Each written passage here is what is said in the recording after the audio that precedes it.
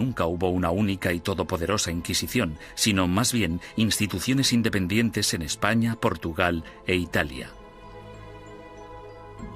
Lo que compartían era un oscuro y perpetuo miedo, el miedo a la herejía religiosa.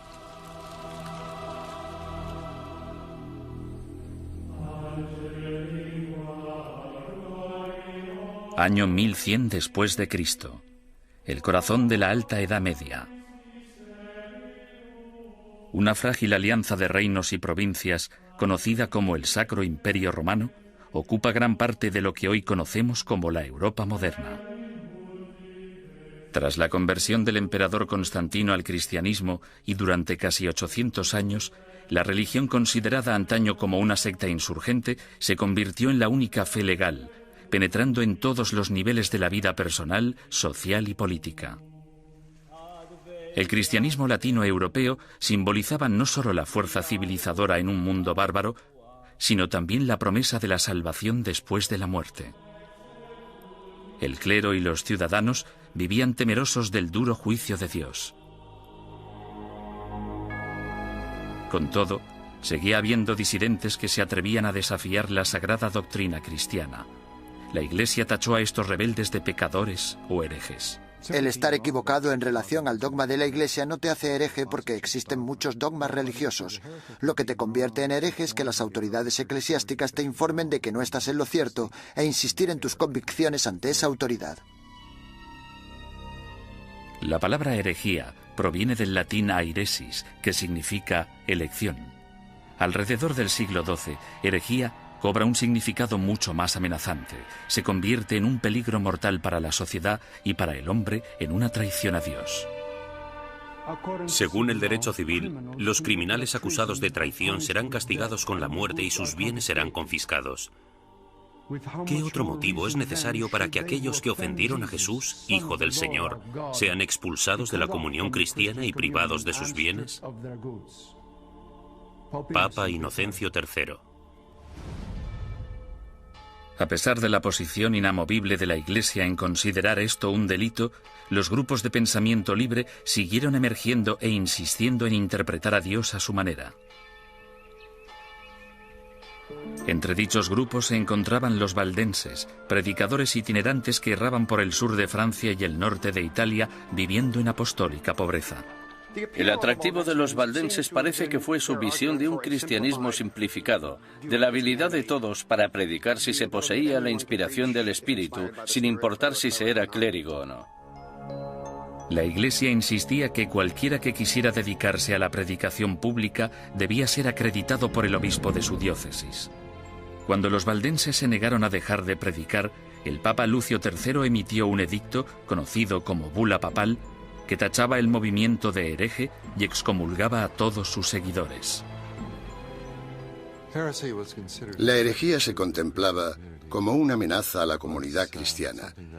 Era algo que podía perturbar a la gente, y no solo perturbar, sino que podía enajenar a toda la sociedad de la fe.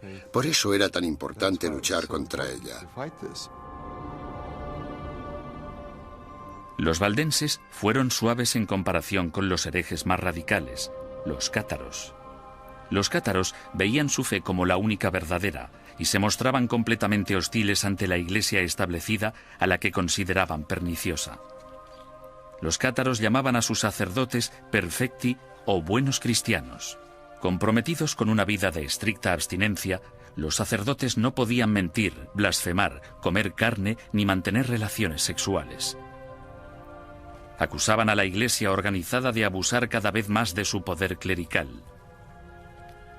La austeridad de los perfecti cátaros parecía, en comparación, sumamente atractiva. En ese sentido, era una vergüenza para la Iglesia que existiera un grupo capaz de vivir realmente de acuerdo con la fe de Cristo y sus apóstoles, mientras que los abogados y administradores de la Iglesia vivían como grandes príncipes. Alrededor del siglo XIII, Europa era un foco de herejía. Al sur de Francia floreció el catarismo. La tensión aumentó hasta que una conspiración cátara asesinó a un representante papal que predicaba en la región del Languedoc en el año 1208. Ultrajado, el Papa Inocencio III reclamó una nueva cruzada en contra de los herejes.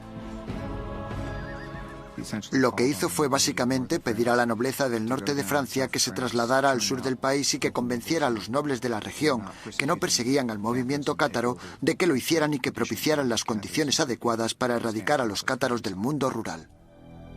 El Papa denomina esta guerra santa contra sus semejantes cristianos la Cruzada Albigense, en honor a la catedral francesa de la ciudad de Albi. Las atrocidades que cometieron sus cruzados del norte se convirtieron en legendarias.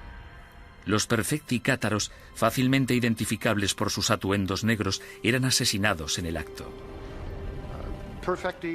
Los perfecti no intentaron esconderse, en parte porque la muerte les liberaba de este terrible mundo material en el que el dios mezquino les había sumergido. Tenían una tímida tendencia al martirio. Sin embargo, tras años de matanzas, los astutos perfecti decidieron desprenderse de su atuendo distintivo y camuflarse gradualmente. A pesar del celibato, incluso empezaron a viajar con mujeres afirmando que eran sus esposas.